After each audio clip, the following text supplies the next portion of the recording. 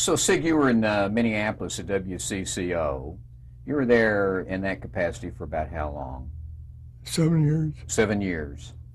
And then you made the move to New York. How did Right. that happen? That, well, in the first place, it almost happened earlier. In 1945, after 2 years in Minneapolis, Paul White had asked the manager of the Minneapolis station if he could have me to come into New York to be assistant director of news, since his assistant director was going to Chicago as an analyst. Apparently, the Minneapolis manager said no, he couldn't do it. But a couple of weeks later, the manager told me that White had asked him. So I sort of waited to see if anything would happen. Then the announcement came Ted Church had been appointed. White later told me that he wanted me for the job, but I'd been turned down by the Minneapolis manager. And so that's why I was not there. So there had been a chance previously. So 1949 rolls around. 1949, I was in New York for the meeting of the National Association of Radio News Directors and walked by Dave Taylor's office. Dave Taylor was the vice president for News and Public Affairs for CBS Radio. And Taylor asked me if I'd have lunch with him. He offered me a job then. He said it's a rather interesting job in his department. It was director of talks and discussion. So it would be a people's platform and sort of a public affairs position. all the public affairs programming.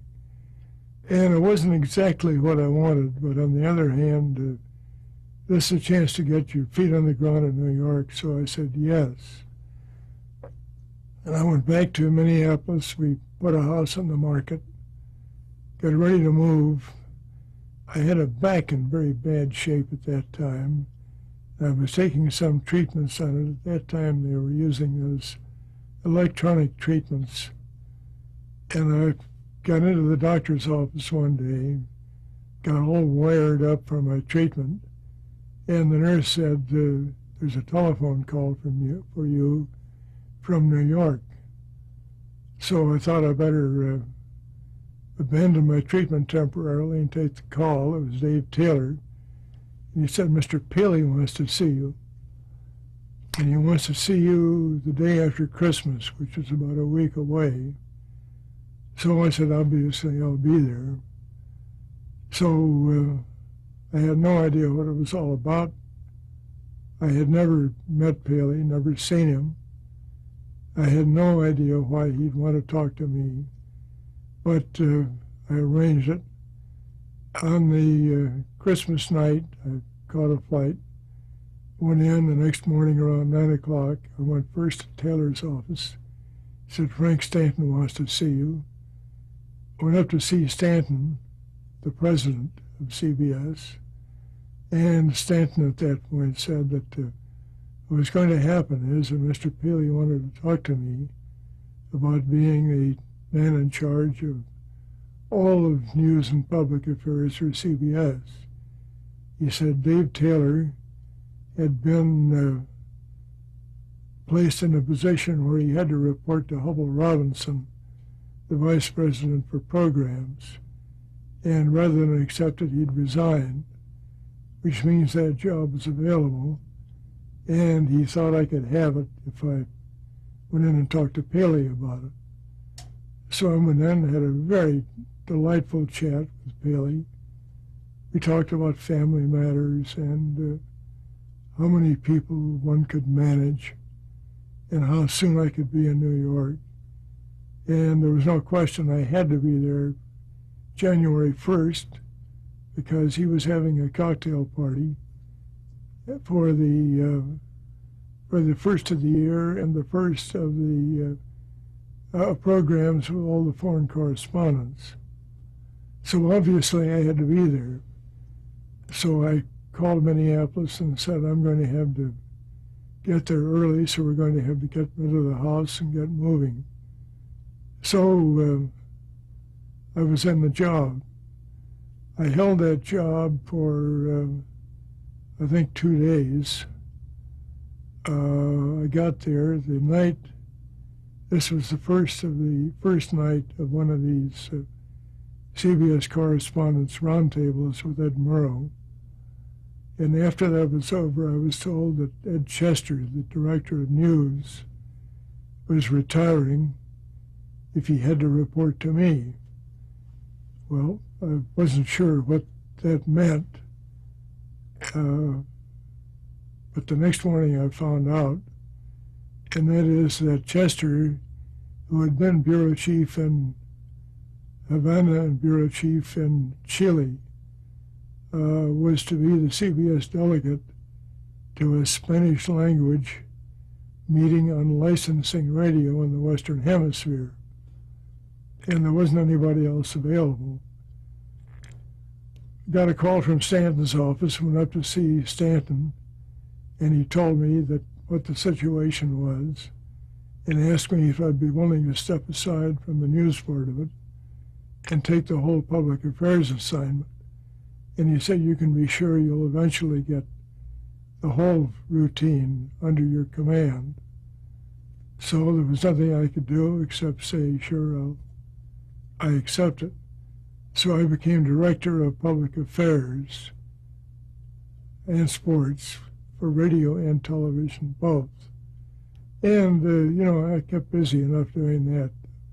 So there were a number of rapid changes there very early. Yeah.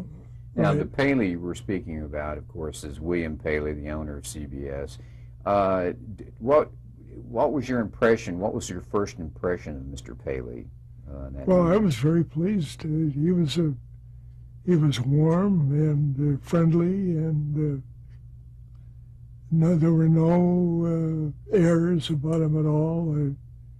Just a normal human being. We had a wonderful conversation. I was very pleased by it. What about your first impression of Dr. Stanton? Well, I had known him previously, and I'd known a lot about him. And my impression was that he was a hard-driving businessman and very smart, but very warm and friendly, and had been most helpful to me during the years. And I assumed later on that he may have played a significant part in my coming down from the university to WCCO to take that job. And I used to see him from time to time thereafter. I see. The job that you finally wound up with after that succession of events at the very beginning, the public affairs position. Right. And who did you report to then? Reported to Hubble Robinson. And what were some of the programs that you were in charge of in that position? Well, I had a documentary department, except we didn't do very much. I had the sports department. We did quite a bit at Red Barber, and we were doing some and negotiating more. Let's see, documentaries, sports, talks. We were giving away a lot of time for talks at that period. Mm-hmm. It had been a custom at the BBC and came over from London, I think. Education was a part of it. At least that's the... Any religious programming? Religious programs were there, yes. That was the final one. At that time, did the FCC have its requirement about giving, free time for these kinds of public affairs? I don't think it was a requirement, but it certainly was pressure to give the time. Mm-hmm. So and we did give time. So that was something you were very much aware of. Yes, right. Now, let's talk about the CBS News with Douglas Edwards. Right. When did CBS begin airing a nightly newscast? September 1948. Well, were you directly involved with No, I was in Minneapolis at that time. Okay. When did you get involved in the broadcast? I got involved directly in news in midsummer 1951. See, I'd been in charge of public affairs in 50 and the first half of 51. And in 51, the management of CBS was split into two parts, a radio division and a television division. Ed Chester, the news director in radio, was put in the radio job. I was given the directorship of news and public affairs television. So that was my real first experience on the television side of news. How did Douglas Edwards get that anchor job? Doug Edwards was selected in the fall of 1948, right after the conventions. I don't know how the decision was made or why it was made. You know, there is an apocryphal story that all the CBS correspondents were lined up in a row, and they were asked, all those in favor of taking the new television program, step forward. Nobody stepped forward except finally Doug. Now, this is totally untrue. Doug was selected for it as a friendly young man who read very well, a good voice, quick, so he got the assignment. Although that was an apocryphal story, does that say something about the way television was viewed by the... It is a very good indication of the way television was viewed. And it was some years later, before the members of the news staff began to realize that television was here to stay and it would be influential. Who was Franklin Schaffner? Frank Schaffner was the director. Of Douglas Edwards' Right. television news broadcast? And he had an assistant named Don Hewitt. Don Hewitt. Right. Now, Frank stayed with it for about a year and then resigned to go back to drama again. And Don at that point became the director. Now, in those days, how did television news differ from radio news? Well, it didn't differ very much. The general approach was the same, except, of course, it was supported by pictures. And there were mostly stills, but some film. In 1948, there was no sound on film yet, so the film was all silent. By 1949, they were beginning to get a little bit of sound, of an inadequate quality, but enough to brag about sound on film. NBC was running about 2-to-1 ahead of CBS at that time on the ratings, so CBS had a lot of making up to do. Who was your competition at NBC? Who was doing the news over there? Competition? The anchor at NBC that time? Yeah, it was, and they were getting a lot of promotion, and Camel Cigarettes were promoting hard. Well, that would be John Cameron Swayze. John Cameron Swayze was the voice. Yeah.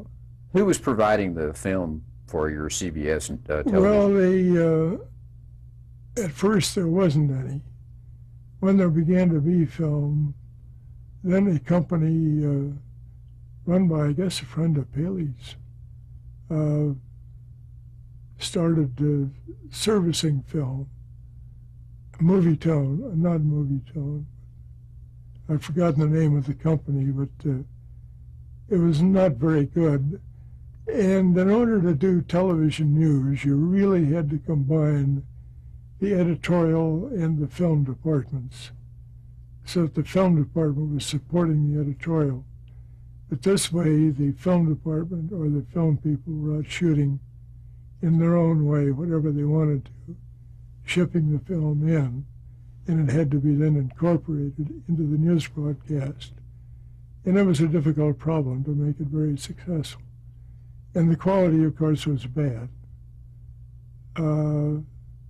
They still didn't have first-class quality. The editing was done largely in an amateur editing way, so that it was not cleanly edited.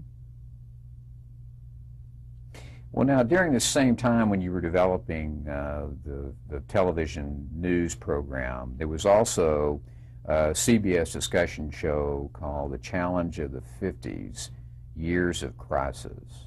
Were you involved in that program? Well, the answer is yes and no. So in the first place, that was the program that was on the night I got to New York.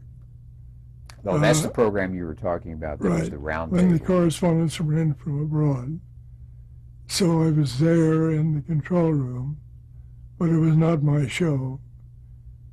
Next year, 1951, there was still a radio show with a television adjunct to it. And I tried, perhaps mistakenly, to get Doug Edwards onto the show to get some television representation. But Murrow was absolutely adamant that Edwards not be on the show. So there was no television representation as such. Why was Murrow opposed to that? Well, I think he wanted the Murrow people on it, and Edwards had not had the type of experience which made him an expert on the areas that Murrow was considering. See, with a Schönbrunn from Paris and a Hudlet from Germany and a Burdett, no, not Burdett from Washington, but his scattered correspondence. He had expertise at each one of these points. And Edwards had no expertise of that sort to add into it. Well, now, during this late 40s and early 50s period, it's my understanding that the FCC had a freeze on licenses, on new television licenses around the country. Did this affect your work at CBS? Not really. No, the principal way in which it affected it is that once the freeze was lifted and additional stations began to go on the air, then, of course, we had a vastly increased sized market. And that, in that respect, it was affected. Now, the Korean War was also, of course, the big news event of that Right. period. How did CBS handle the Korean War coverage? Well, that was, I didn't have much to do with that because that was in the news department. And it was under Ed Chester and Ted Church. I did we set up some programs trying to do explanations of what the Korean War was all about, how we got involved in it, and programs on what would happen if the Soviets began to get involved. We even did one program with the Red Cross on how to behave in cases of bomb attack in the New York City area. And one of the things we did was how to prepare for avoiding poison ivy. Avoiding to do poison? it. This was Because of all the poison ivy in the woods around New York, I see. which seemed to be ridiculous now, but at that time the Red Cross considered it important. Very practical. Well, if you had to evacuate the cities and people from the cities went wandering out through the country, poison ivy was a real menace.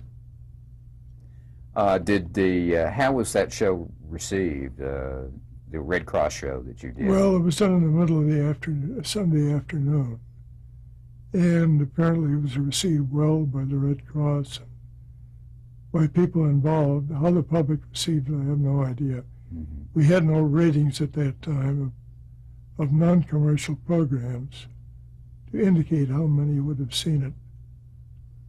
Well, the Korean War, of course, as we said, was going on, and Edward R. Murrow went over and covered Right. the war. And did you have anything to do with that? Were you involved in No. Murrow's coverage at No.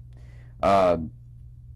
Now, let's talk about documentaries and the birth of See It Now. When did CBS really begin to get involved in documentaries in a serious way? Well, CBS had been doing documentaries in a serious way as early as 1946. They set up a radio documentary unit. Robert Louis Cheon was involved in it. They did the Eagle's Brood, I think, one of the early ones. We in Minneapolis were invited to do one of the series on the Indian problems in Arizona. And it was a very successful run. But there was one weakness, I thought, or by the time I got to New York, I thought so. And that is they were all fictionalized, and the roles were played by actors and actresses. And by this time, tape had developed to the point where I thought you could probably do just as well with realism using tape as to recreate these scenes with actors. Now, we still had a documentary unit that reported to me, and it was anxious to do things, but I could see that neither Paley nor Stanton were very enthusiastic about going ahead with it. So I went up to see them one day in the summer of 1950 with a rather elaborate proposal to switch and do tape documentaries instead of doing the actors type. They fooled me in one respect. Paley said, it sounds great, but who's going to produce? And I thought very quickly, there's a young fellow over at NBC named Fred Friendly, who has just had a couple of highly successful documentaries on atomic energy, in which he parlayed Bob Hope with William L. Lawrence, the superbly academic science editor of the New York Times. They said, it sounds like a very good idea. Who's going to produce it? I said, well, I think this fellow Fred Friendly over at NBC would be the logical person. They said, go get him. Did either one of them know Friendly at this point? I presume they knew of him at least because he had done that radio record with Ed Murrow, The History of Broadcasting. Hear It Now. Hear It Now. And so I went out to the office, called Friendly, set up a date for dinner, and went and talked with him. Had you met him before this? No, I had not. But I knew he was working on a new Murrow show, so I called him at the studio. So we set up a dinner and went and talked. And he said what he wanted to do most was Life magazine of television. Well, I said I thought that was a little advanced for us at this point, but would he be willing to do at least a season of radio while we got ready to do television? And he agreed, yes, he would. Now, it took some time before we had him under contract. Murrow at this time was in Korea, so he was not involved, but I'm sure he was involved after he got back. By mid-fall, we had a contract, and by November, I guess, we started a one-hour series using Murrow as the narrator, and Friendly as the producer. Well, that was nearly 50 years ago, Sig, but do you remember much about your impression of Friendly in that first personal meeting as an individual? Yeah, I enjoyed meeting with him. He was a strong personality. He knew what he wanted. He obviously had a good deal of background. He knew how to handle tape. So I was very favorably impressed and pleased by the contact. We had a good time after we finished the Chinese dinner up on 52nd Street.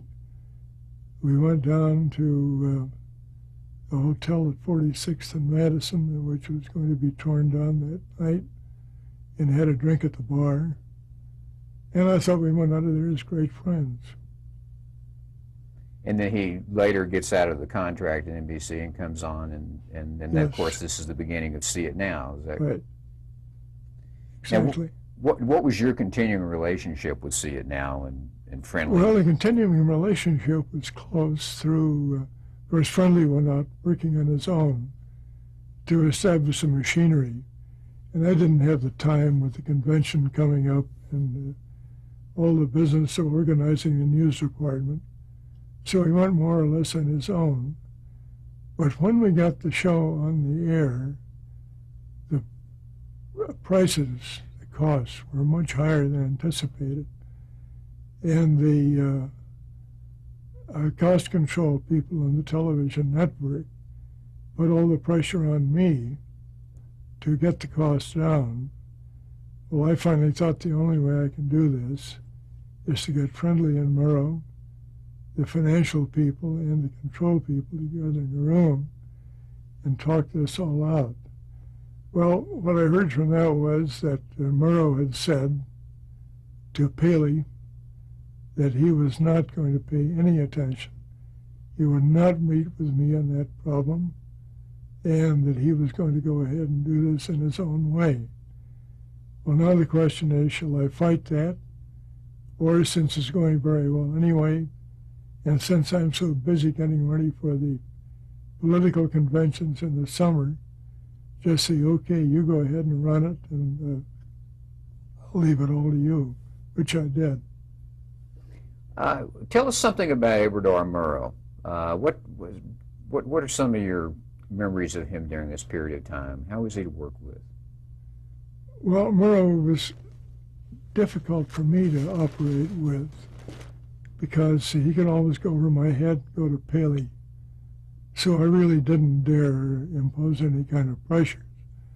I had enormous respect and regard for him, and certainly considered him one of the greatest of the reporter performers in the television business. But I had no warmth of contact with him. You know, it was a matter of saying hello and we passed in the hall. But we didn't get together socially, and I didn't go in and have meetings with him. So it was I won't say it was cold or distant, but it was more or less a non-existent relationship. Just a formal professional work. Exactly. Was he still looking down on television during this time? Well, by this time, you know, he was pretty well advanced into See It Now. And I think that changed his attitude toward television. Why excuse me, go ahead. I think he continued to look down on the evening news. And the reasons for that, because it had not gotten to the point where it was very successful. But he was quite enthusiastic about his See It Now. Why was he in the control booth during the program? Because Don Hewitt, or no, not Don, but Fred Friendly, was always looking for new ways of doing things. And the old studio was so commonplace and such a worn-out idea that Fred wanted something different, something that would command attention. And he came up with this notion of doing it in the control room. Well, so it was a friendly idea. So the friendly idea. Well, we're going to take a break here.